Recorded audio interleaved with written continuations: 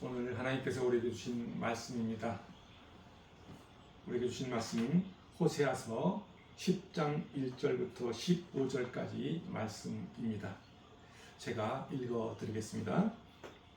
이스라엘은 열매 맺는 무성한 포도나무라. 그 열매가 많을수록 제단을 많게 하며 그 땅이 번영할수록 주상을 아름답게 하도다. 그들이 두 마음을 품었으니 이제 벌을 받을 것이라. 하나님이 그 제단을 쳐서 깨뜨리시며 그 주상을 허시리라.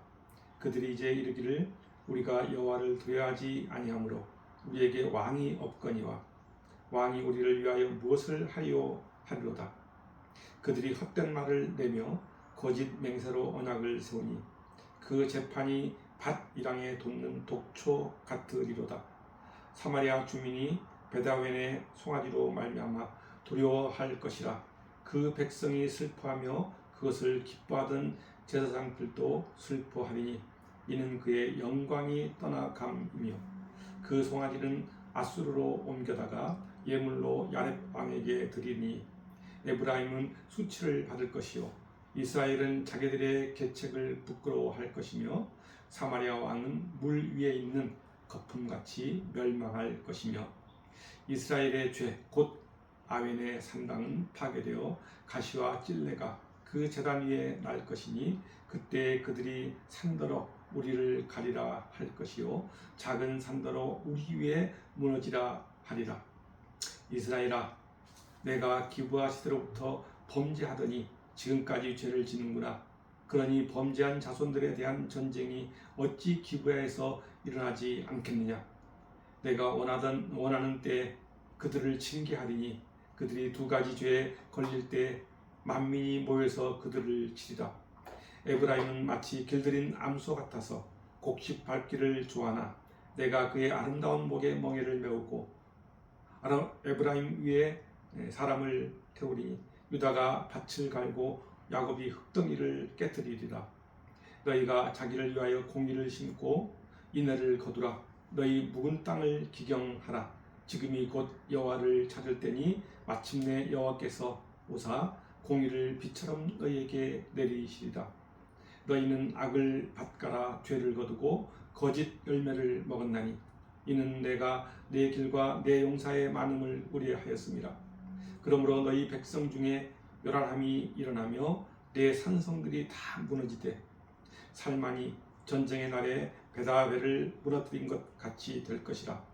그때 어머니와 자식이 함께 부서졌도다. 너희의 큰 악으로 말미암아 베델이 이같이 너희에게 행하리니 이스라엘 왕이 새벽에 정령 망하리로다. 아멘. 오늘 본문의 제목은 묵은 땅을 기경하라 라는 제목입니다. 오늘 본문 말씀은 BC 755년부터 723년경 북왕국 이스라엘이 정치나 경제적으로 가장 부흥을 이루던 시기에 호세아 선지자가 우상 숭배와 물질 만능주의 그리고 세속적 쾌락주의에 빠진 북이스라엘 백성에게 심판과 멸망을 예언하면서 죄악으로 굳어버린 묵은 땅을 기경하라고 경고하는 말씀입니다. 다시 말하면 죄로 굳어진 마음밭을 갈아엎으라며 경고하고 있습니다. 당시 북이스라엘은 정치적 안정과 경제적 풍요함을 누리던 시기였습니다. 그러자 이스라엘 백성들은 하나님의 은혜를 까맣게 잊어버리고 세상이 주는 물질 만능주의에 빠져서 오직 재산을 쌓는 일에만 힘을 쏟습니다. 그리고 그들이 사는 사회는 부정부패가 가득하고 공의는 온데간데 없이 사라져버렸습니다. 이방의 바알신과 금송아지 우상까지 섬기면서 그들은 쾌락주의에 빠져 들어갑니다.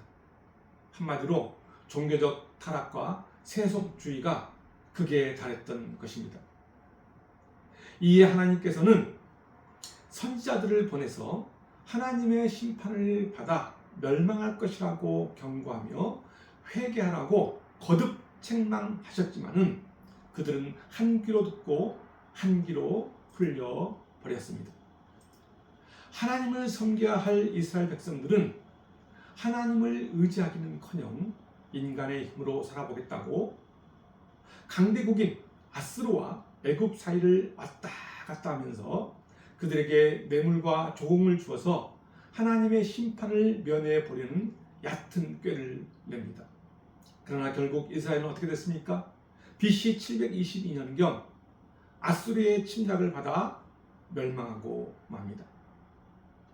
나라는 망하고 백성들은 포로로 끌려가 가족들이 뿔뿔이 흩어지고 가지고 있던 모든 재산도 빼앗기고 많은 신세가 됩니다. 하나님의 경고를 무시하고 탐욕과 불신앙 가운데 살았던 이스라엘 백성들이 비참한 최후를 맞이하게 된 것입니다. 오늘 본문은 당시 이스라엘이 얼마나 타락하고 죄악으로 가득했는지를 여실히 보여주고 있습니다. 그리고 그와 같은 상황을 지켜본 호세아 선지자는 하나님이 주신 그 심판의 경고를 외치고 있는 것입니다. 오늘 본문 1절 말씀입니다. 제가 읽어드리겠습니다. 이스라엘은 열매 맺는 무성한 포도나무라. 그 열매가 많을수록 재단을 많게 하며 그 땅이 번영할수록 주상을 아름답게 하도다. 그러니까 이스라엘은 하나님이 좋은 땅에 심은 좋은 포도나무였습니다. 그런데 그들은 부여해질수록 우상 숭배라는 악한 열매를 맺은 것입니다. 그러니까 그 열매가 많을수록 재단을 많게 하고 그 땅이 번영할수록 주상을 아름답게 했다는 것입니다. 그들에게 있어서 물질적 부유함은 오히려 영적 빈곤을 불러왔고 결국 파멸을 자초하는 원인이 되었던 것입니다. 그리고 그들에게 있어서 종교적 타락은 정치와 사회 체제의 붕괴로 이루어졌습니다. 이에 호세아 선지자는 우상에게 복을 빌고 섬기는 것으로 인해 이스라엘은 모두 고통 속으로 빠져들 것이라고 경고했던 것입니다.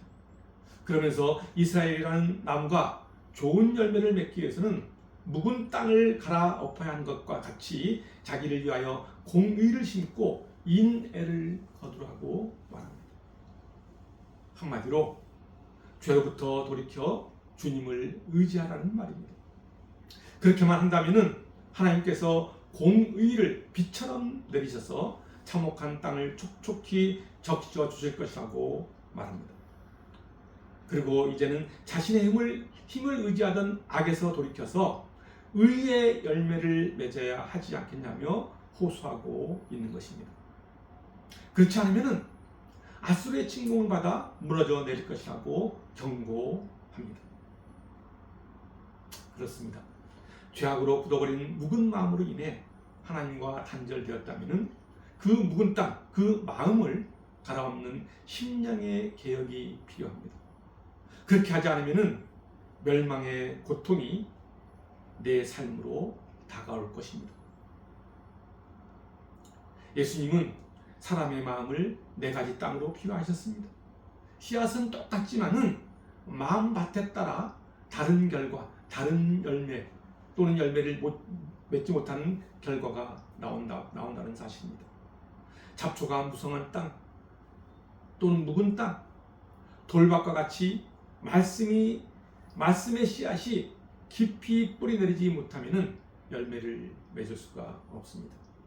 다른 말로 하면은 죄악으로 가득 찬 마음의 밭을 갈아엎지 않으면 안 된다는 말입니다. 마음의 잡초를 제거해야 합니다. 마음밭에 있는 죄의 묵은 땅, 그 땅을 갈아엎어야 합니다. 그러나 묵은 땅을 옥토로 만드는 과정은 결코 쉽지 않습니다.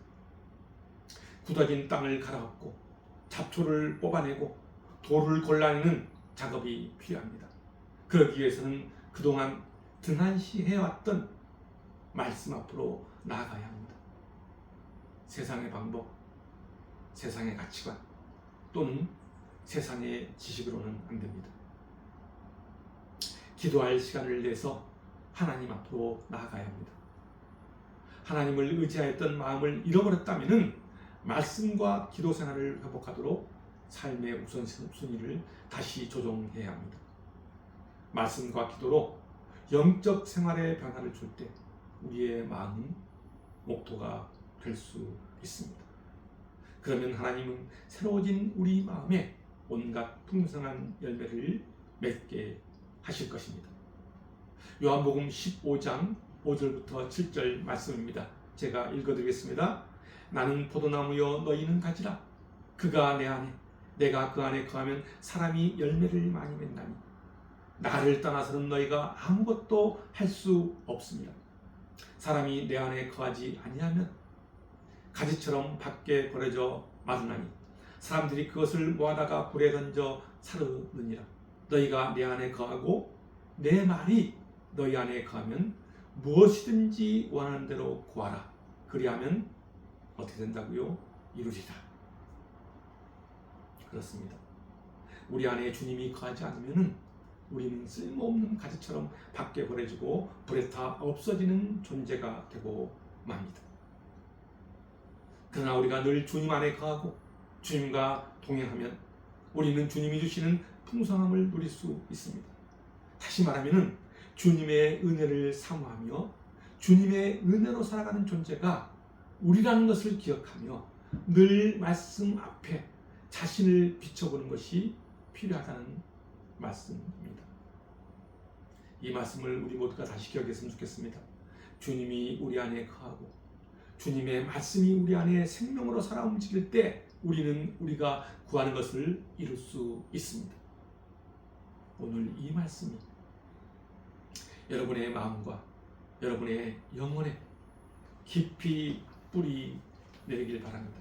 그래서 여러분 모두가 좋은 열매를 맺는 아름다운 인생, 아름다운 삶을 사시기를 주님의 이름으로 축원드립니다. 기도하겠습니다.